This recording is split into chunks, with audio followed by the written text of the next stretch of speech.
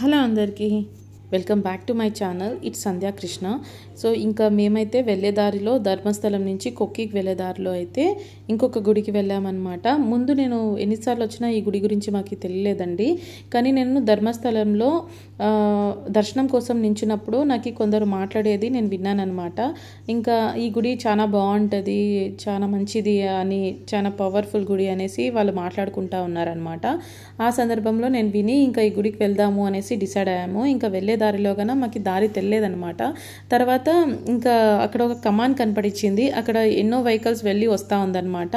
ఇంకా అప్పుడు అనిపించింది, ఓ ఇదే దారేమో, ఇంకా ఇలా వెళ్దాము అనేసి అయితే మేము ఈ గుడికి అయితే వచ్చేసాము. ఇది మనకి ధర్మస్థలం నుంచి 16 కిలోమీటర్స్ అండి. మళ్ళీ ఇక్కడి నుంచి మనకి కుక్కే సుబ్రహ్మణ్యం 35 కిలోమీటర్స్కే వచ్చేస్తుంది అనమాట. ఇక్కడ ఇది కోకాడ అనే ఊరు నుంచి జస్ట్ 3 కిలోమీటర్స్ అండి లోపలికి. ఇంకా లోపలికి వచ్చినామంటే ఈ గుడినే ఎండింగ్ అనమాట. ఇంకా అక్కడ మనకి వెహికల్స్ అవన్నీ కానీ తెలిసిపోతుంది. ఇంకా మనకి ఈజీగా గుడి అయితే తెలిసిపోతుందండి. వెళ్ళేకి వెహికల్స్ వచ్చేవన్నీ కానీ అక్కడ వస్తూ ఉంటుంది. ఇంకా అక్కడ బస్సెస్ లేకపోతే ఆటోస్ ఫెసిలిటీస్ ఉందా లేదా అనేది నాకు తెలియదండి. కొందరైతే ఆల్మోస్ట్ వెహికల్స్లోనే వచ్చారనమాట. ఇంకా లోపలికి వచ్చినామంటే మాకు ఇక్కడ షాప్స్ ముందర పూర్తిగా గంటలు అయితే కనపడతా ఉన్నిందనమాట.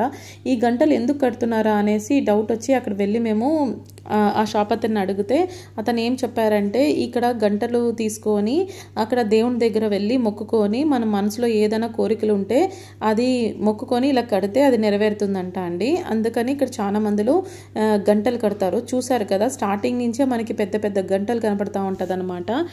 చిన్న సైజు నుంచి పెద్ద సైజు దాకా కొన్ని వేలాది గంటలు కట్టేసి ఉంటుందండి.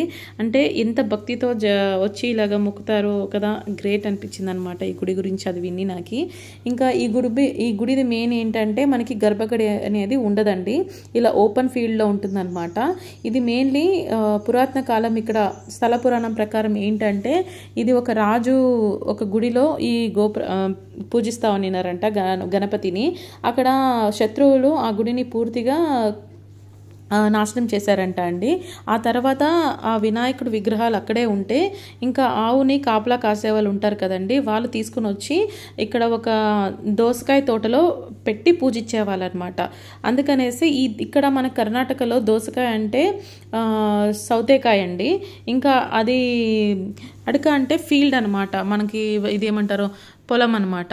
ఇంకా అందుకనేసే ఈ గుడి పేరు సౌతడక శ్రీ మహాగణపతి అనేసి పేరైతే వచ్చిందనమాట. ఇది దోసకాయ తోటలో కట్టారు కాబట్టి ఈ పేరు దానికి పెట్టారండి. అట్లాగే ఇక్కడ దోసకాయలు గాన అతనికి నైవేద్యంగా పెడతారంట. ఇంకా ఇంకోటి ఏంటంటే మనకి ఈ పెద్ద పండగ అనేది ప్రతి ఒక్క గుడిలో చేస్తారు కదా, ఆ పండుగ అయితే సంవత్సరానికి ఒక్కసారి జనవరిలో అయితే జరుగుతుందంట, మహాపూజ.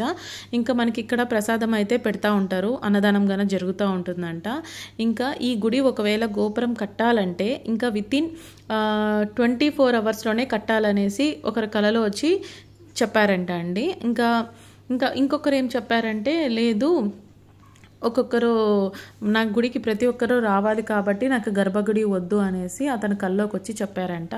ఇది నాకు అక్కడ తెలిసిందనమాట. నాకు తెలిసింది నేను చెప్పానండి. అక్కడ కొందరిని అడిగితే ఆ మెయిన్ ఆ టెంపుల్ గురించి ఏంటి అనేసి చెప్పారనమాట.